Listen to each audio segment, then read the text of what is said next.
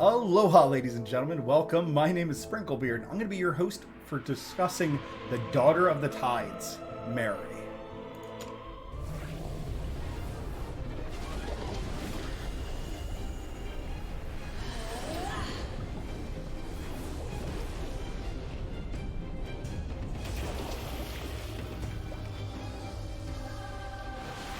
The ocean has her plans for you.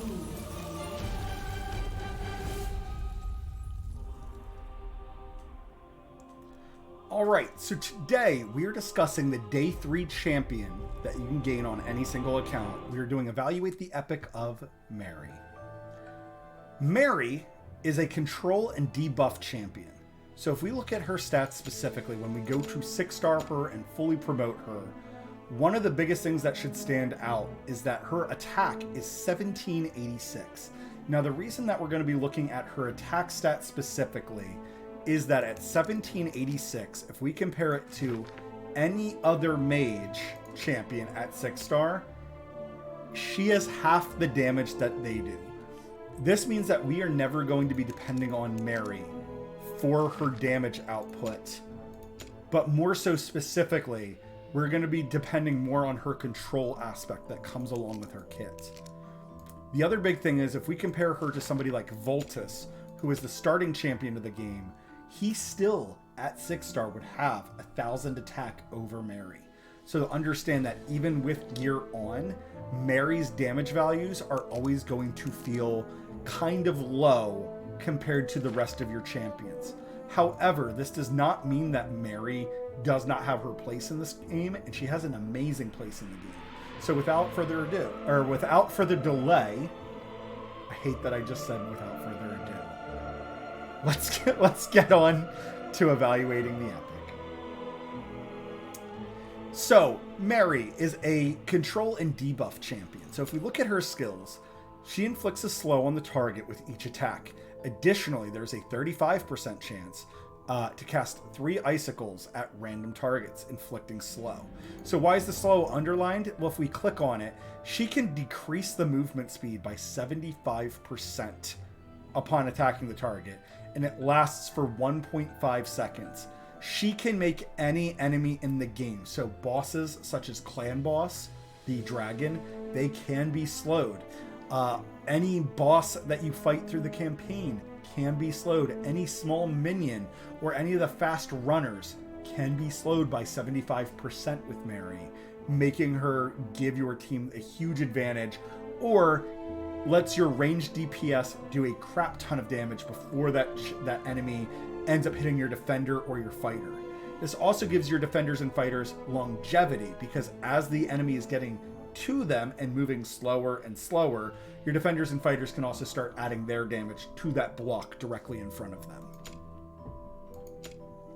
Next, and this is definitely the biggest reason that Marri is amazing in this game, and it's very difficult to find champions that compete with Marri to the same level, and there are a few champions that compete. We will generally we'll do a passing by mention of those champions later in the video. However, Marri specifically holds this advantage of she's the most debuffing champion in the game. If you want a champion that just hard debuff after debuff after debuff, she has all the debuffs in her kit.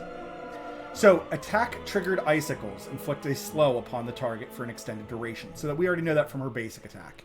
Meanwhile, targets inflicted with slow by Marri will receive a vulnerable physical damage and a vulnerability to magic damage. So these vulnerabilities, I have been calling them a physical break, like an armor break and a magic break. The more I've been playing the game and the more videos I do, I am changing this. They are an increase to damage taken. So physical damage taken increases by 10%. Magic damage taken increases by 10%. And these actually can scale at her levels 3 and 5 as we skill her up. So these actually go up as high as 20% additional damage that the target takes. This means that if you don't have enough gear to put on a bunch of your damage dealing champions, sometimes giving just basic gear like survivability gear and attack speed to Marri so that she's constantly attacking and slowing targets, she can put on this massive vulnerability so that all of your damage dealers, like your Wrath, and let's say you have a magic champion like Voltus, they can take supreme advantage of those debuffs. These are also debuffs that are different than champions like Ein. Ein, if you awaken him once, puts on a... wait, I think he has the same one. He has the physical debuff, so I think I'm misspeaking there. I think it's Maureen that I'm thinking of, who actually has a defense down. Yeah, so Ein has a 15% physical damage taken increase in his kit if you awaken him once, which does make Ein very valuable in his own way. What I was actually thinking of is the Piercer Maureen. Not in her awakenings, it's on her passive. She actually has a defense down. So you could put a defense down, which would encourage the physical damage targets are taking.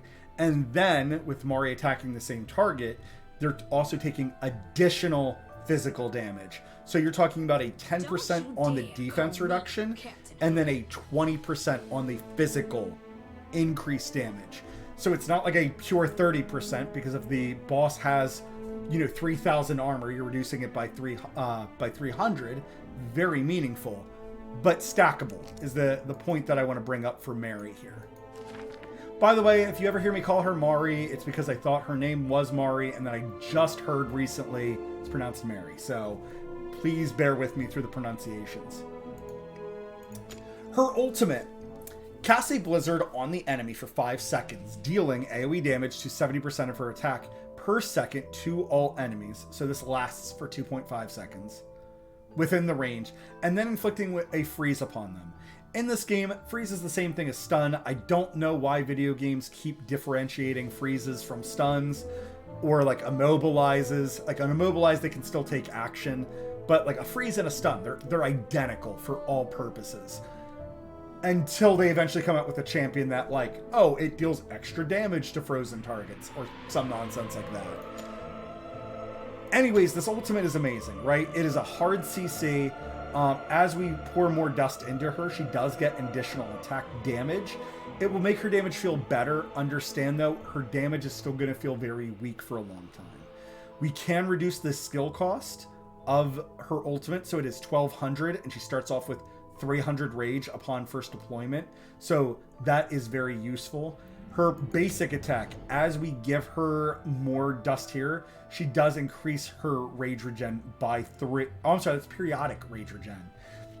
I don't know what I'm talking about. I just simply review champions.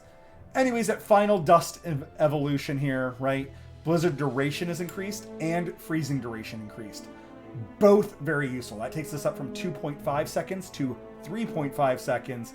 And then freezing the target, a frozen target lasts for 3 seconds. It increases to 4 seconds. 4 seconds is a small eternity in this game.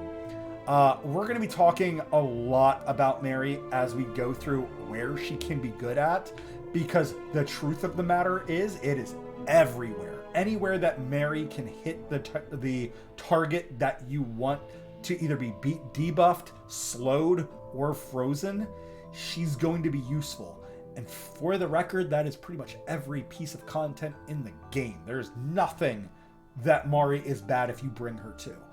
I would say because of her short range, there is 1 or 2 pieces of content I can name that I'm like, she won't be her best of best here.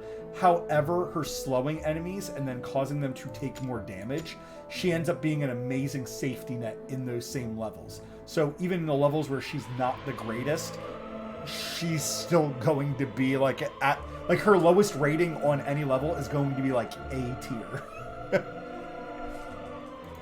Let's move on to her awakenings. So the awakenings for Marri is that her A1 increases the chance of attacks producing extra crystals by 15%. So at base it was like 35%. This increases it to around 50%. Each of those crystals does act as her basic attack, which slows an enemy. Her slow then causes those debuffs to happen. So getting her to A1 will feel very useful. Do I think that she is the best target to receive your awakening crystals off the bat? I will say a heavy no to that, and we will get into that much later in the video as to why I say that. However, if you get to a point, or if you love her debuffs and you love the Ice Witch theme that she brings about in this game, she's not going to be bad by you giving those awakening stones to. And we will talk about again later in the video why I don't think she's worth the immediate awakening. I would say once you get to Nightmare 2 for guild bosses, you will have a good idea of whether or not you should be awakening Marri at that point.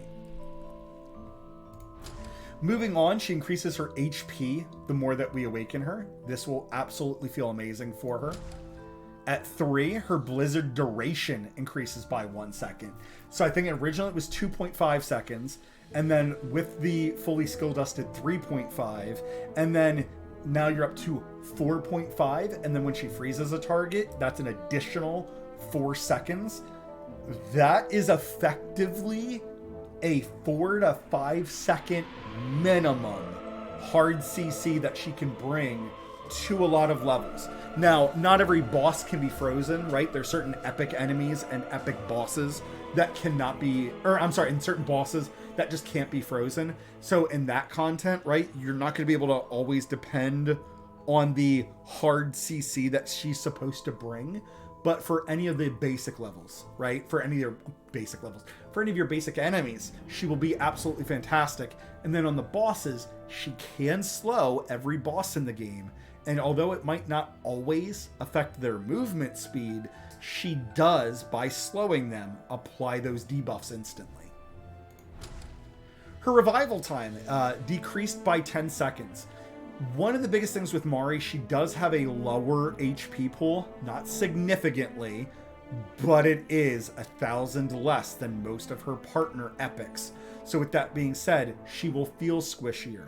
So giving her survivability, so ideally her main stat that we want on her is attack speed over everything else.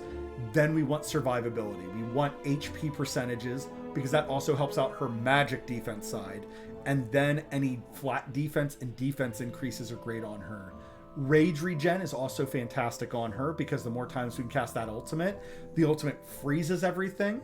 This means that they're just sitting ducks. And if they're sitting ducks, yes, they technically are not getting the debuff from her slow because they're frozen. But because they're frozen, she can then just auto attack them immediately afterwards to reapply the debuff. Or as enemies die off, she can hit the next enemy in line and cause the debuff to them. So this revival time, it is useful.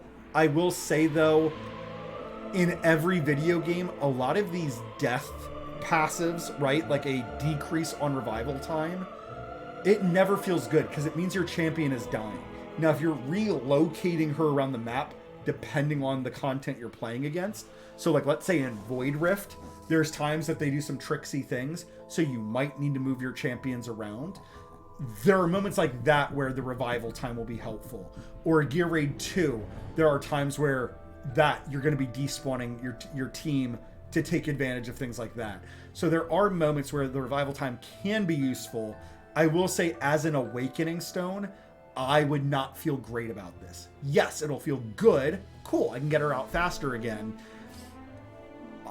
I would almost her like be able to attack 2 targets, right? Just something else more meaningful, or give her flat defense even because her defense is abysmal. Awakening 5.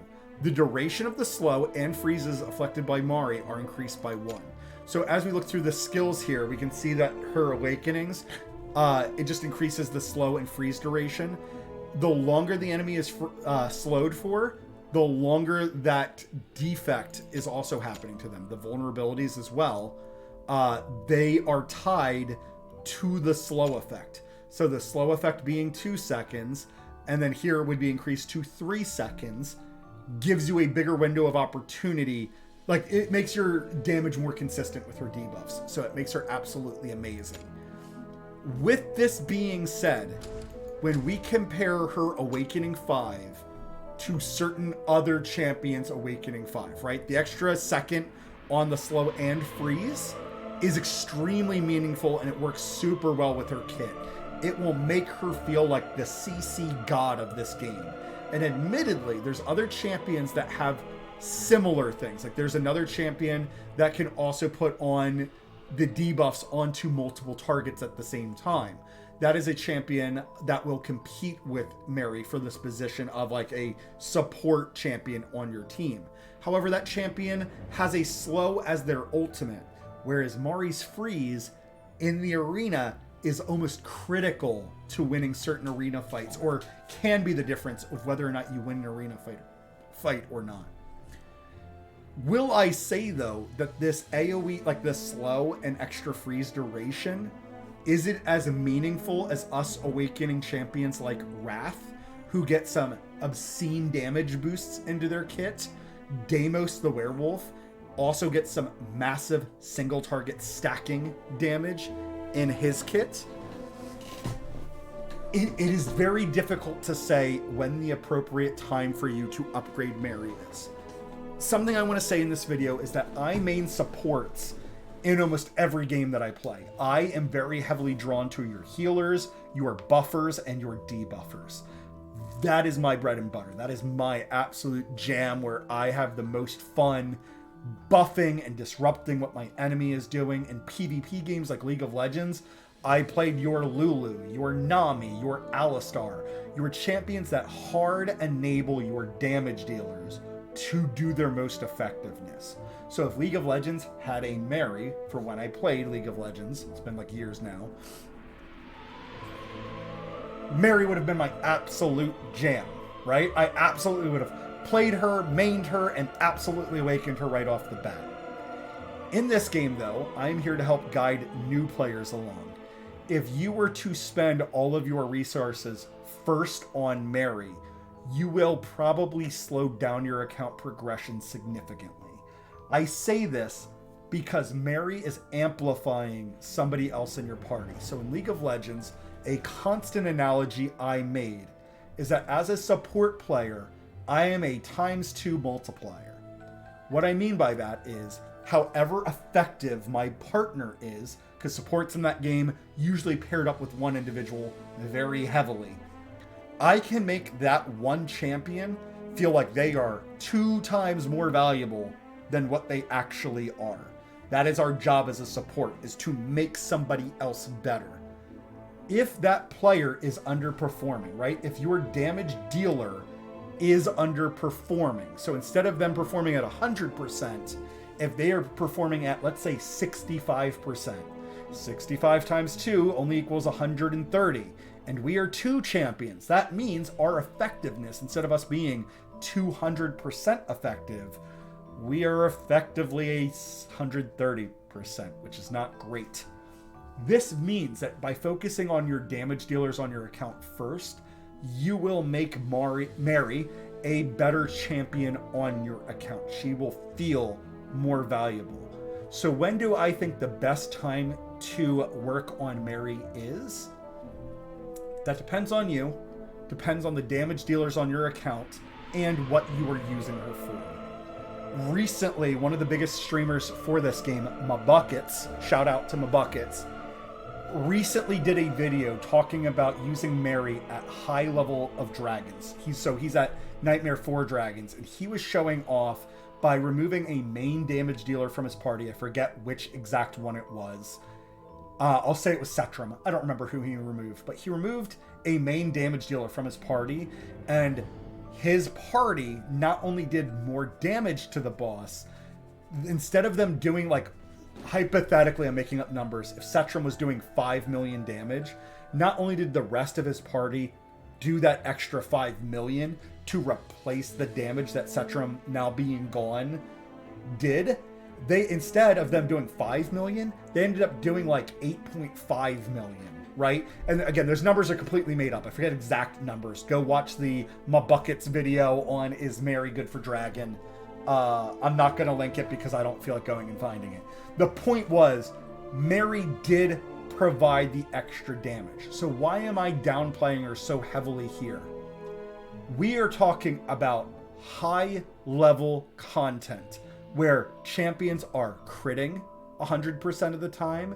Their crit damages are probably also much higher. So any defense reductions, any increased to damage effects are going to be a lot more meaningful. I also was not very familiar with all of the people in Mabucket's party, so I don't know if he had things like a defense down in there as well. Depending on who he removed and why, and all the awakenings that he has going on, or all the gear effect stacks that he has going on, right? If you have a gear set that increases crit damage by 35%, Mabuckets probably has very easy access to that as newer players, right? Brand new players. This damage is free. It is very meaningful damage. Understand though, to clear some of the early game content, it is going to be better for you to have an extra damage source geared up for damage rather than these huge debuffs. If you find that enemies are constantly getting by you or getting through you, Marri will be fantastic.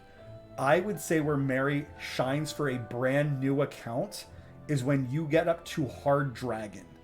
And I know that's not much of a challenge going from easy to normal then hard, but that at Hard Dragon is where I think you can easily start considering, hey, do I want to use Marri? Do I like Marri? Do I want to have her be her most effective? And at that point is when I would encourage the newer players in the game to use her to full potential. Does that mean that if you give her skill dust early, you are like ruining her or wasting her? Absolutely not, right? And if you're like me, if you're somebody who, I was originally free to play, I recently bought a privilege pass, so I'm now pay to play. If you are free to play, how I was, and you get Marri on day 3, you could absolutely sink all your dust into her and you're not really hurting your account because you don't get Wrath until 2 weeks in anyways. And the other epics that she would compete with would be one of the Piercers, Indril, Brienne, Tazira, or Theowen. Again, all those damage dealers, I would say they would probably take better advantage of that dust compared to Marri, right? Their damage output is going to feel a lot better. So with that being said, that is how I feel about Marri. I will say, I think the deeper you go into the game, the more valuable Marri becomes, although I admittedly don't use her as often as I would like to. A lot of the levels where I do want to use her limited range, so here in the little icon it shows that, you know, you start off here, she can attack behind her and then 2 squares in front of her. That limited range can also often feel like she is difficult to use to her effectiveness. She is fantastic when things already get too close and you're already at like a higher risk of things getting through. I don't think that she is a bad champion by any means. And we're going to talk about some of the nuances of her kit, her damage, and her stats in just a second here, which I haven't done for any other champion, but Marri is going to fit this very weird role in your team that can take advantage of other stats that your other champions would take a different advantage of. And we'll go into more details about that. For competition for Marri, so Marri is definitely a one-of-a-kind champion, being the slower and debuffer for both sides, for both physical and magical damage. There's not a champion that really does what she does the way that she does it. The closest to her would be the champion Aeon. Aeon has an increased basic target count as she does her basic attacks, and likewise her passive on her basic attack and her ultimate, she also increases the amount of damage that targets take, and at base increases it by that damage taken for 4 seconds. Now again, we would have to fully dust her up to make it comparable to that 20% damage, but Aeon would be that close second, and then her ultimate has a vortex or a pull-in effect and slows enemies in that bubble. However, understand that is her ultimate, whereas Marri is constantly slowing things down and then has a hard CC in her kit. So between the two, I do think Marri is a bit better. You get Marri for free on every single account. And honestly, it's just Marri, right? It's just Marri doing Marri things. It is fantastic that this game has a good balance. Hey, thank you for the follow. Salna, appreciate it. We're doing a video for YouTube at the moment. So if you guys feel like I'm ignoring chat, I am sorry. But yeah, that is Marri's biggest role in the game, is this massive debuffer. But understand that the higher you get your damages on your other champions, the better Marri is going to feel. So the analogy that I gave earlier, where if I'm supporting somebody and they're operating at 65%, that means together we're operating at 130%. The same is true if we go in the opposite direction. So my Comet is my strongest champion on my account.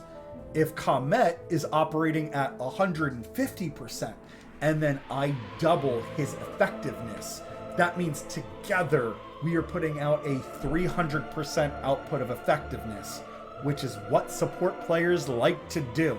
That is where we get our high off of, and it feels absolutely brilliant. Understand your Marri should be in that same category. I am not saying that she's a back burner champion or like an endgame champion. Just understand that if you sink too many resources into her at the beginning, you might not feel like she's pulling her weight because her base stats, like her HP is lower than average. Her attack stat is half the average of other epics, and it's often lower than even rare champions that are damage dealers. However, those rare champions, if you have them as your damage dealer, Marri will encourage them to do more damage and make them feel a lot better. So she's extremely usable right from the beginning, and she will feel great as you use her. Just be cautious about how much resources you sink in at the beginning. I would say that after you have a couple of champions 6-starred or fully dusted, and not legendaries, but like, you know, epics or rares, depending on what you have access to on your account. After, I would say you have like 3 or 4. You okay, baby? You coughing? You all right? You're cute. After you get 3 or 4 champions up to like 4-star, or from 4-star to 6-star, you will have a very good understanding. Okay, this is how I use Marri. This is how much I like her. And okay, yes, this is where I want to fully skill dust her up. Yes, I have the extra awakening stones to spend on her. I can't take you out right now. I'm doing a video. I'm going to talk about stats real quick. And I haven't done this for any of the other champions because we are just focused on helping out new players. However, there is this giant misunderstanding of stats in this game. And what I mean by that is, in this game, we will teach every single player, without a doubt, that flat stats are terrible and unusable in every sense of the word. Here's the thing, though. That is true after 4-star and 4-star fully promoted. So at 4-star and fully promoted, and I've done this math before, unfortunately I don't have it up at the moment, so we're just going to ignore the fact that I don't have the exact stats to show you. At 4-star and fully promoted, if we take a percentage gear, so something like, let's say, yellow gear, that gives you 34% attack, and then we take the flat attack version, which is 525, off of that 1786, I guess I can just do the calculations here real quick. So she maxes out at 1786, and then if we give her an increase of 34% onto her damage, that increases her up to the 2,400. So actually, I guess I need to do 1786 times 34%. 607. So the difference we're talking about is about 70 to 80 damage at 4-star. Or, I'm sorry, that is judging that she is 6-star and fully promoted using yellow gear. Right? So her 1786 that I just talked about, that is her 6-star and fully promoted 6-star. So when we reduce her down to 4-star and fully promoted, which is what most players are going to start off with her at, that 1786 is probably going to be much closer to like 1200. I don't know the stat off the top of my head, unfortunately. But promotions in this game are quite massive to stats. They're usually, on a lot of other champions, they're about like 400 to 500 attack damage per promotion that you give them.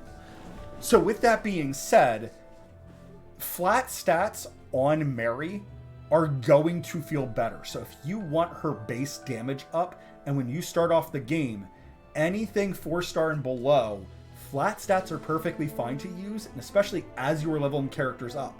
So if they're not level 40, those flat stats are going to be more useful than the percentage increase on stats. Or let's say you get Marri, but you don't have time to farm experience, and you ran out of experience because you just 6-starred somebody else on your account. So for me, Comet, I just 6-starred Comet, I have no more EXP potions. Oh, I just unlocked Marri onto my account. To make her feel her most successful is to give her as much attack speed, HP percentage, and defense percentage.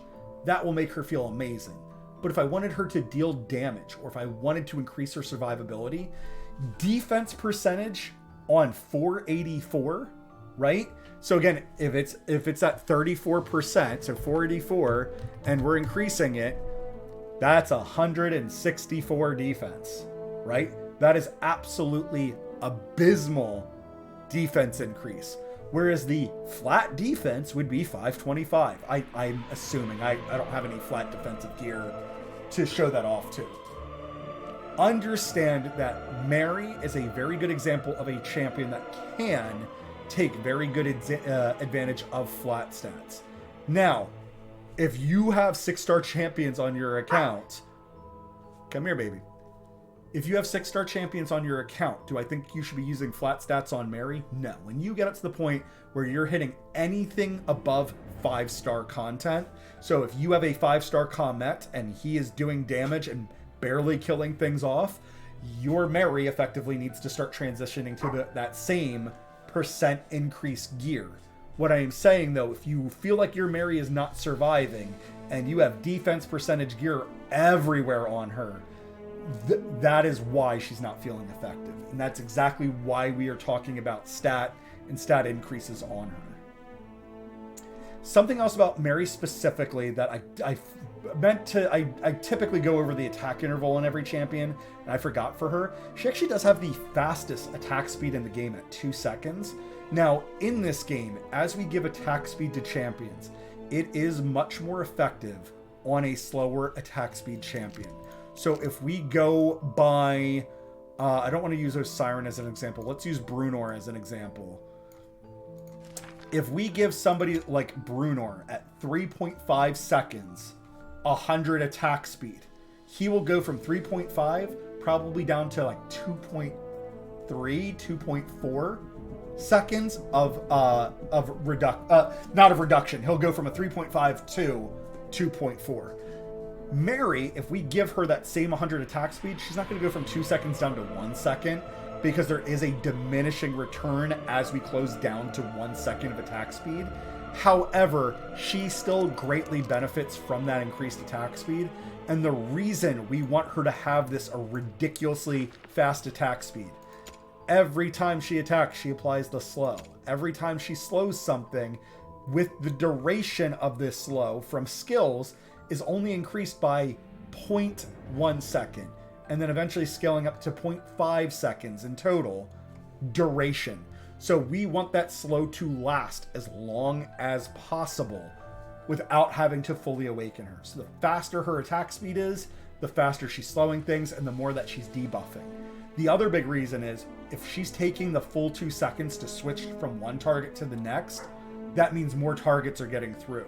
The faster that she is attacking, the faster she's applying the debuffs, and then the faster that she has a chance for this passive, where originally it's 35%, increasing up to 50%, for her to AoE and slow down multiple targets. Fun. So next we're talking about, where is Marri effective at? The answer is everywhere. That there's really no content in this game that I can pick and say Marri is not good at. Two of the places I would say that she is weakest at would be things like Guild Boss and Tide. And for everybody getting angry at me of, well, you just sent them a Buckets video, he used Marri to great success. That is true at higher levels. However, is she going to bring in a whole lot of damage on her own? Sunday Bear, come here. I'm recording a video. I can't take you out. Come here. Come here. Thank you. I get to take you out in about a minute, okay? I'll be quick about the rest of the video, okay? Sorry, guys. My dog needs to pee. She will be great in Guild Boss to make your other champions do more damage and feel like they're best versions. Understand, though, if you bring her in to Clan Boss, is she going to take you up from hard to Nightmare 2? Probably not, right? It depends on what other gear your other champions are holding and how much damage that they are doing. With that being said, again, there is no content here that you can name where I would say she is not useful. Eventually in melee attack, you lose platforms, so you won't be able to use her there. In artifact material raid, again, eventually you get reduced down to 1 platform. So sheer usefulness of, do you want to heal her on that platform or do you want Marri's debuffs? That will be up for you to decide how you feel about that. Tide is gigantic numbers constantly coming. Now, because of her AoE freeze, she is quite amazing. And for some of the bigger enemies that come waddling down, when she freezes and slows them down, she can provide your party with tons of extra damage. However, Marri's BP is not going to be the most effective thing for Tide. So you're going to be depending on the BP of the rest of your party. And since Tide is a BP check, not a freeze check, not a defender check, understand you might not feel like you're clearing content as quickly because you're just heavily focused on attack speed for Marri. Her attack damage, her crit rate, and her crit damage aren't not going to feel good. In the resource raids, she's going to feel very good because as those higher HP targets come waddling down, you reducing their, or I'm sorry, not reducing, you increasing the damage that they take from physical and magical will feel amazing. So Marri will feel absolutely brilliant there. Gear raids, she's effective in every single gear raid. In Gear Raid 2, I would say is probably her weakest. It just depends on where you place her and what champions you're using. Because if you are using fighters the way that I typically get through Gear Raid 2, Marri you could put in the middle and those fighters would be doing extra damage and disposing things very quickly. So she would feel good there. Can you hold it a little longer? Thank you. Gear Raid 3, as you get mobs of enemies kind of swarming down the field, her being able to freeze everything, and that is also true for Gear Raid 1, her ability to stop all the swarms of enemies can give you a huge advantage to kill them off before they do too much damage, or allow your healers time to catch up on their healing responsibilities.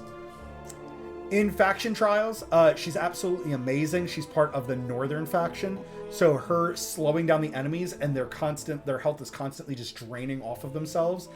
She absolutely causes them to just take tons more damage, not only from their own passive of them taking damage, but from your party dealing damage to them as well. Lastly, in the Void Rift and Arena, she's amazing in every single content you put her in. Swarm is kind of the weirdest one where, yes, she's great in the AoE arena.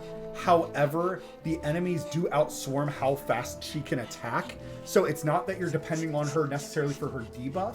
You're actually depending on her for her ultimate to freeze and stop all the AoE damage that your base is taking. So you can freeze everything and then nuke them down. And for that reason, she's fantastic. Guys, this was a long video. We talked about her for about 40 minutes. I hope this was very useful for you guys. If you like the content, please hit the like and subscribe button down below. It really helps me out.